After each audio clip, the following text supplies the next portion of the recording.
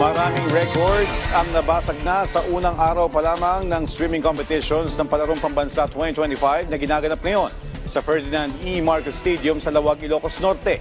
Ang mga yan alamin natin mula kay teammate Daryl Oclares.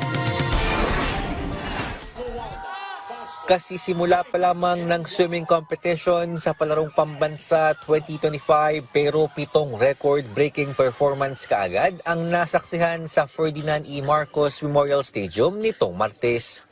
Sa buwan naman ng event, agad na nakakuha ng ginto at binasag ng National Capital Region tanker na si Titus Rafael Sia ang 12-year record ni Rafael Barreto sa boys 7-12 200-meter freestyle kung saan siya nakapagtala ng oras na 2 minutes at 7.86 seconds. Ilang oras lamang ang lumipas nang muli na namang namayagpag si Sia at gumawa rin ng record sa boys 7-12 200-meter backstroke na kanya namang tinapos sa loob ng 1 minute at 5.44 seconds na mas mabilis sa oras ni Martin Isaacset noong 2015.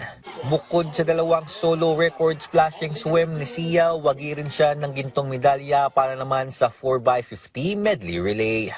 I trained for 6 weeks. After siege tryouts, twice a day, Tuesday, Thursday, 45K per day, per Tuesday and Thursday. Yeah, per day. Coach Miguel Ibazeta, he helped me kasi he went to the 2019 SEA Games, so he has a lot of experience. Samantala, ang swimmer naman mula sa Region 4A na si Rainiel Jan Mico Trinidad binura ang record ng kanyang kapwa Calabarzon swimmer na si TJ Amaro.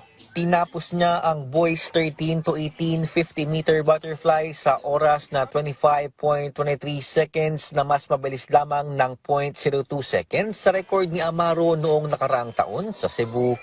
Overwhelming kasi ever since talaga dream ko mag-gold sa palaro, individual swim. Last year, yun yung dinasal ko na next year gagawin ko akin to. And yun, with hard work nagawa ko. Oh, super natuwa ako kasi di ko talaga in-expect na magre-record ako. Just gold medal, yun yung sinabi ko sa sarili ko, kahit wag na-record.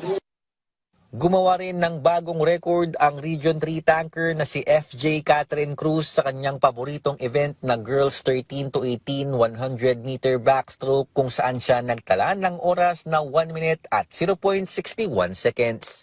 Ayon naman sa 17-year-old swimmer na si Cruz, sa 4 na taon niyang pagsali sa annual scholastics competition, mas kumpiyansa siya sa paglangoy ngayong Palarong Pambansa. I got braver po than last time kasi last time po I get so scared po. Pero I try to change myself, train harder po. Saka try to train every day. Yun po yun tas family support po. Samantala, big winner din si Sofia Rose Gara ng NCR na gumawa ng record sa girls 7-12 100-meter backstroke na may oras na 1 minute at 7.61 seconds. Pagdating naman sa relay, 2 record ang nakuha ng NCR. Una para sa boys 13-18 4x50 medley relay at ikalawa sa girls 13-18 4x50 medley relay. Ngayong Miyerkules ng hapon ng ikalawang araw ng swimming competitions dito sa Palarong Pambansa, kaya asahan na mas bubuhos pa mga medalya at posibleng maraming records pa ang mabura.